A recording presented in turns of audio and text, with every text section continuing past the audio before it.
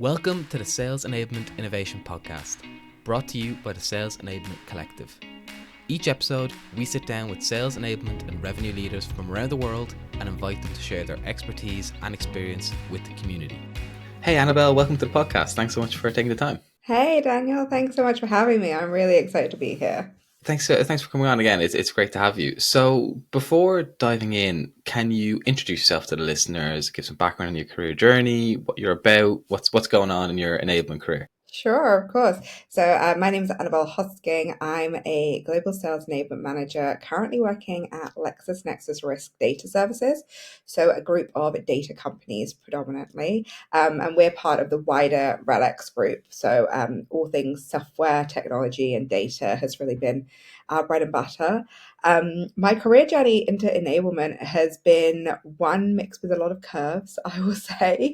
It was sort of something I stumbled into about 5 years ago, just before the pandemic, and then sort of fell in love with from working at my desk in, I think for all of us working from home and then getting back into the office and meeting people. So my background was really around content management and creating content.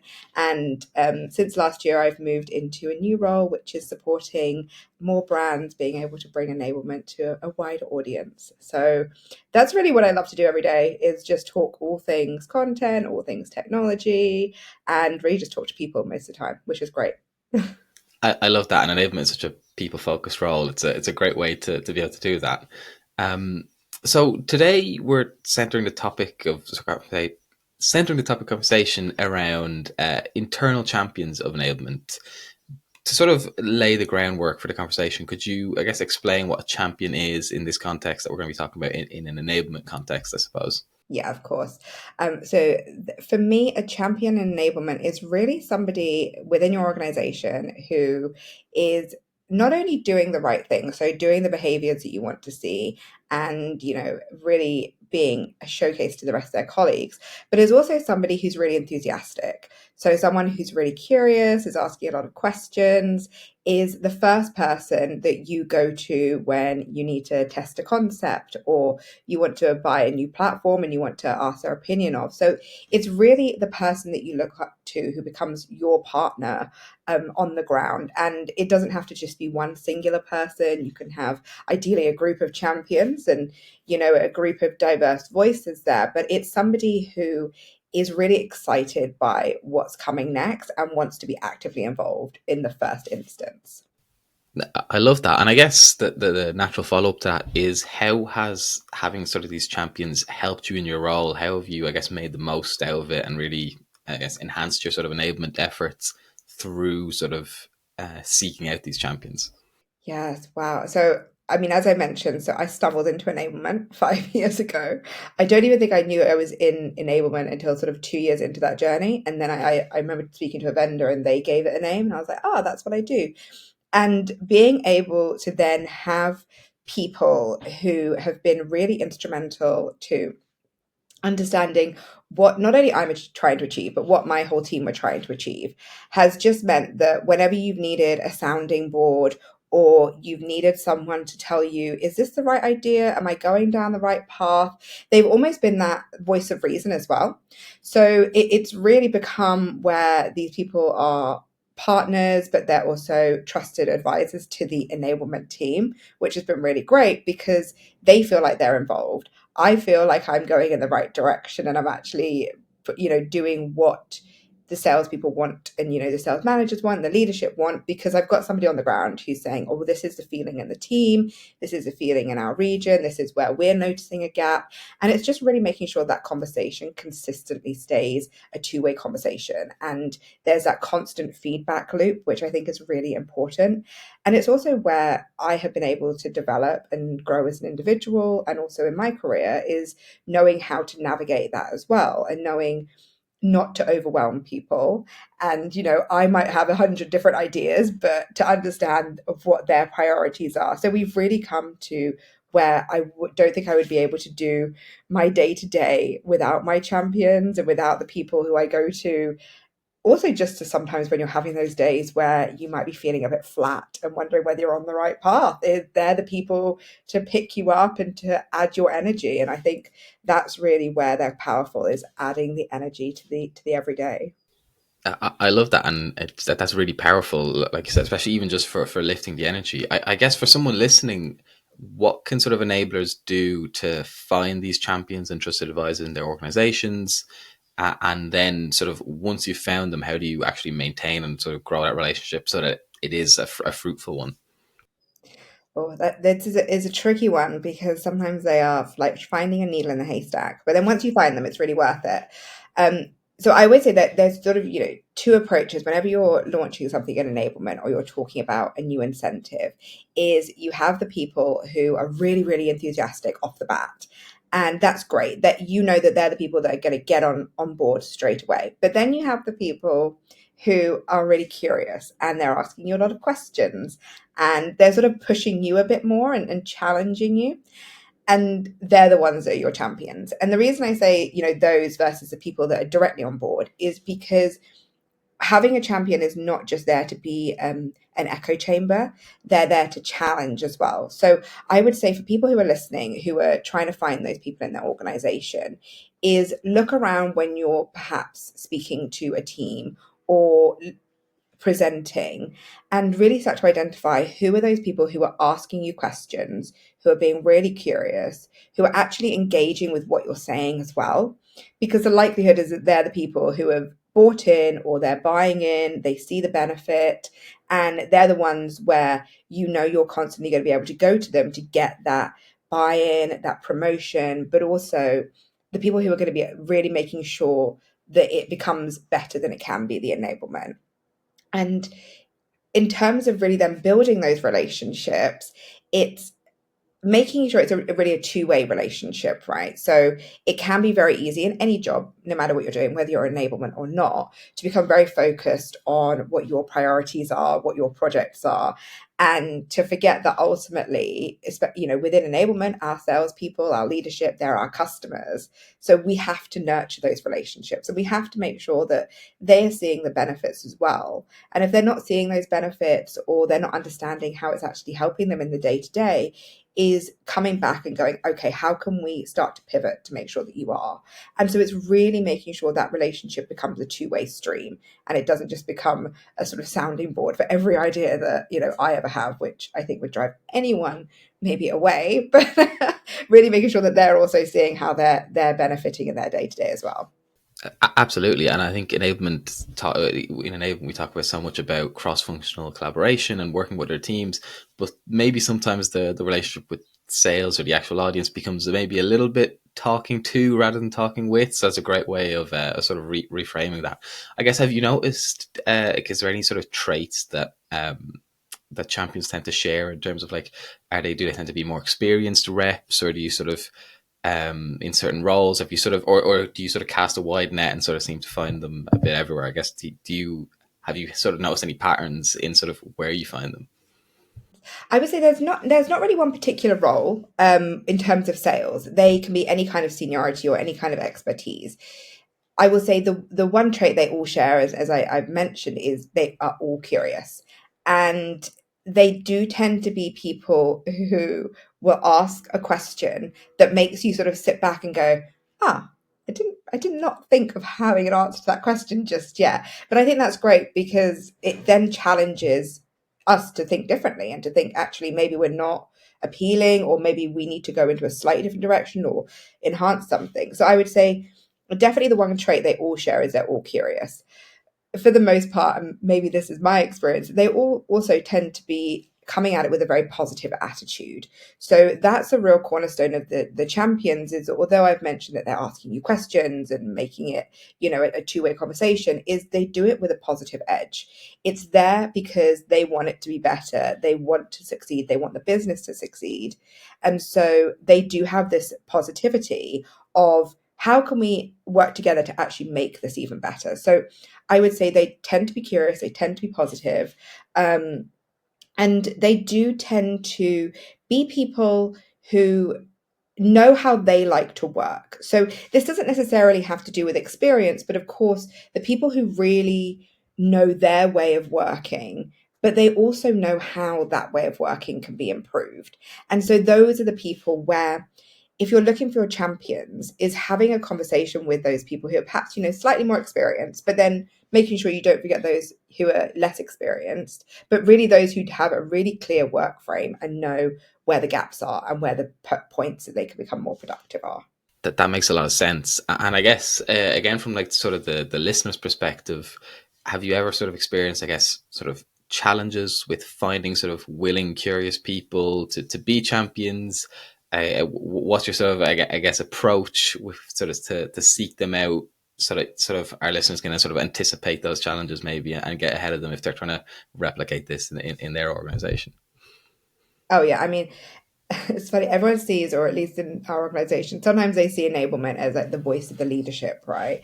Where it's like, we're listening to the leaders, and when we're just directly saying we must do this, we have to do this, and we're forgetting about our end users, and then anything they tell us, we're sort of a funnel that will go directly back to the leaders.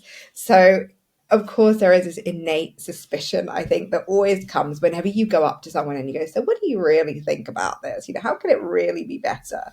Especially if perhaps they're not the first on board, right? So I do think that the biggest challenge has been the trust, and it's building that trust with those people and building your own credibility as well, to say that what you're telling me is in a safe environment. It's not going back to anybody with a negative spin.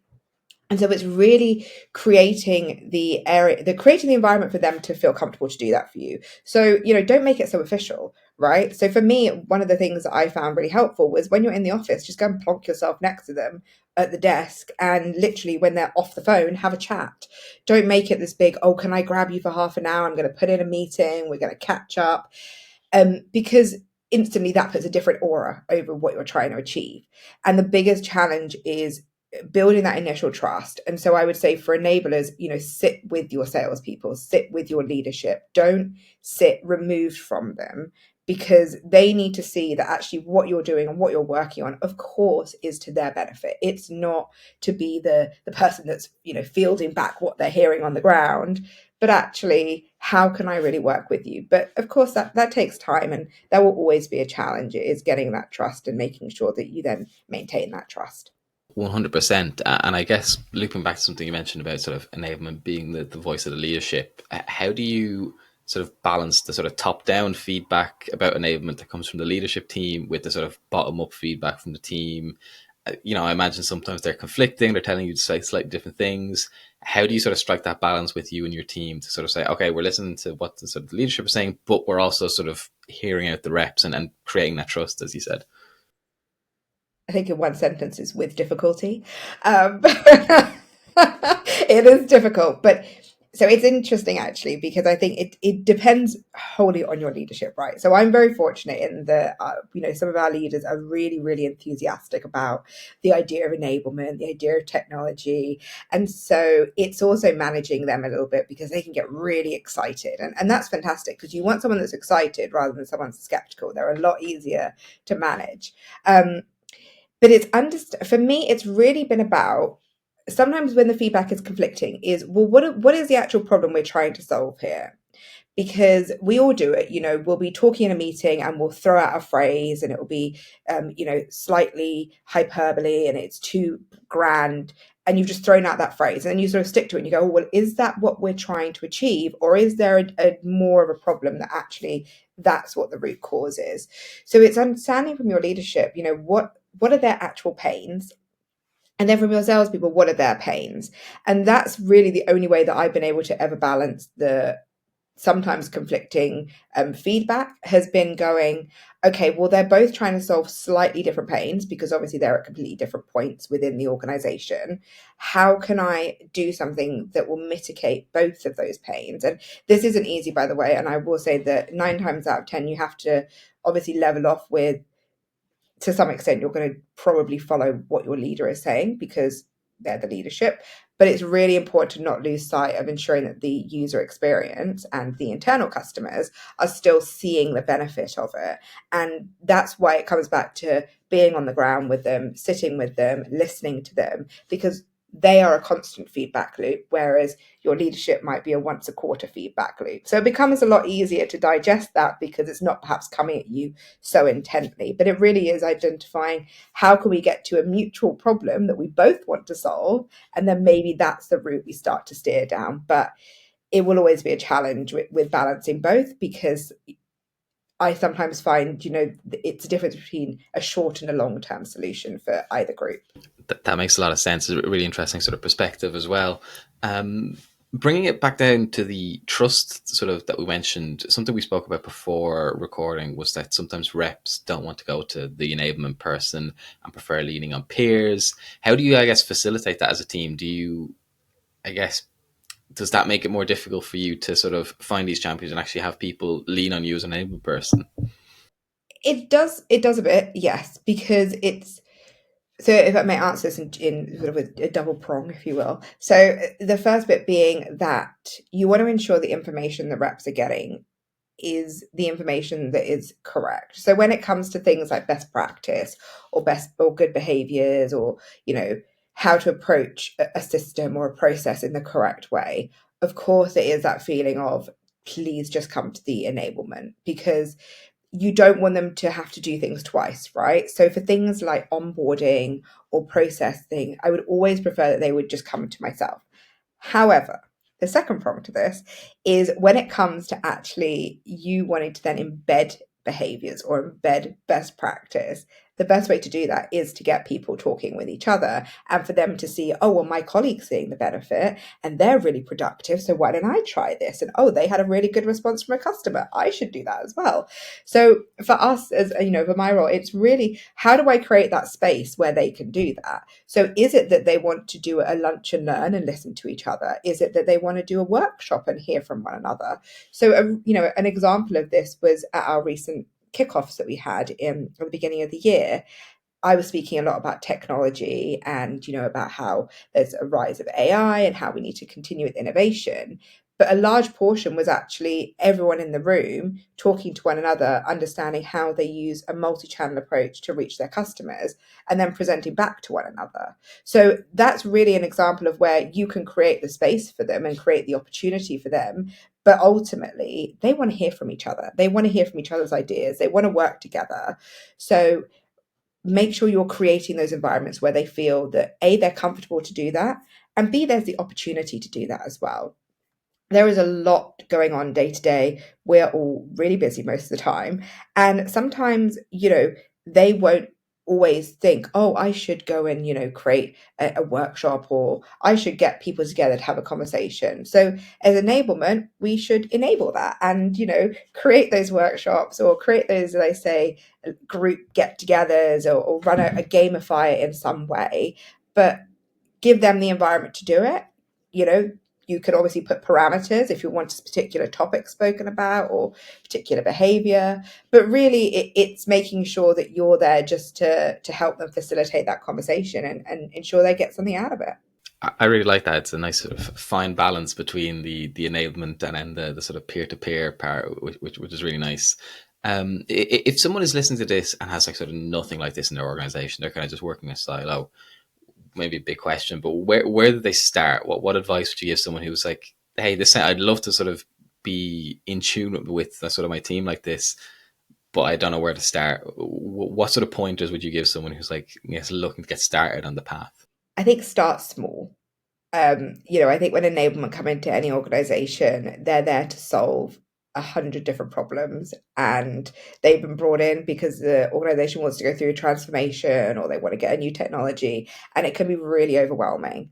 So I would say anyone who's listening who's the very beginning of this journey or the beginning of their career or beginning of enablement career is start small, identify a very quick fix problem. And sometimes this is something like a process, right? If there's one thing salespeople find irritating, it's bad process. And you'll always hear that. It'll be the one thing that just derails conversations. It's suddenly you're talking about a process that's got nothing to do with enablement. So, identify what is that one irritant that all the salespeople are feeling, and try to make it better. You don't have to solve it, but try to do something to make it better. And then talk to people. Honestly, literally, I think I spent the first 2-3 months when I was first starting just talking to different people. And even in my new role now, I literally spent 2 months speaking to every single leader and every single manager within our brand. So it can get exhausting, especially if you're not an overly social person, but it is the best way to just start to build those foundational relationships of, this is who I am, this is what I'm here to do, what is something I can help you with, because then you'll start to identify what the common themes are and what the common problems are that they're feeling. And that really then helps you build the basis of, okay, well, what am I actually going to do within my enablement team or within my journey itself? So it's such a people focused role. So you have to be able to be comfortable speaking to people and having conversations where you're not only getting something out of them, but also you're ensuring that they feel like they're going to get something from you as well. And that's really how that begins. And give it time as well. Don't try and solve every single problem on day one or even week one. Give yourself time to settle in.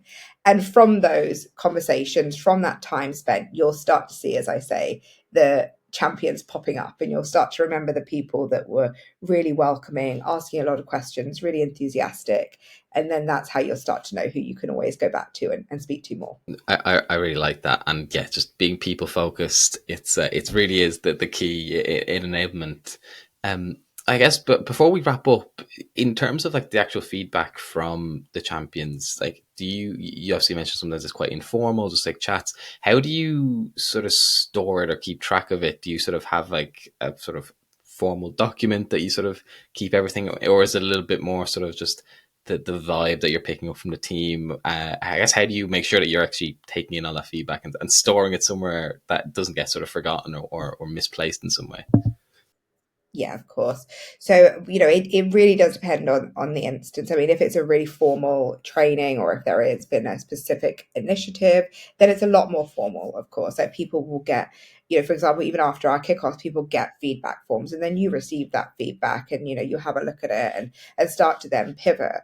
If it's, looking purely at, well, how are our systems behaving? How are they going? Is looking at, actually look at your data as well. Your data is going to tell you a lot, right? So it's going to show you, are people consuming the content, spending time on the platforms? Who are the people who are spending the most time? And then, go and talk to them and ask, why do they like something? So for me, I really like to work on more of an informal feedback loop where I get it directly from people and I get it verbatim, and I'll actively go and seek that out. That's purely, for my own benefit, because I find it a much easier way to take on the feedback and to understand, okay, this has worked, this hasn't worked as well, this is what we can do better next time. And it also helps me, as I say, to build those relationships as well, because people feel like they're being heard. So that's how I like to do it. But I will say there is also a benefit in the more formal approach where people have to actively fill out feedback forms. A word of caution is, I don't think any salesperson particularly enjoys filling out anything administrative. So, I will say few and far between where you can make them and maybe group several things together. But it is really useful to also have the written feedback. I think you have to be careful that you don't focus just on that, because sometimes people would rather just speak face to face. So it's really making sure you get both views there. That makes a lot of sense. And before we sort of wrap it up, do you have any sort of final thoughts, or like what's your sort of takeaway that the listeners should sort of bring away from this episode and sort of bring back to their own organization? Yeah, I think, it's something that I found throughout my enablement career and speaking to other enablers, is it can feel like a very lonely world sometimes. We can sometimes think of ourselves as a solo sport, and it's funny then when we find each other, it's like this sort of like, oh my gosh, wow, okay, let's have this conversation. This is great. But it's remembering that it's not a solo sport. There are people who want you to succeed, and there are also people who want enablement to succeed as well. And I would say, if there's one thing to wrap it up, is find the people who want what you're trying to do to be successful. And once you've found them, nurture those relationships, and don't feel like you're on your own in the wilderness of the business world. I love that. Thank you so much, Annabel, for coming onto the show and sharing. And I really enjoyed the conversation. I'm 100% sure our listeners will have as well. So just thank you for taking the time this morning to jump on. Thank you so much. And thank you for having me, Daniel. I love this. Thanks for tuning in to the Sales Enablement Innovation Podcast. Be sure to follow us on your podcast platform of choice so you don't miss a thing. And if you're hungry for more sales enablement content, visit our website, salesenablementcollective.com, for articles, events, and an easy way to join our Slack community, home to thousands of your sales enablement peers.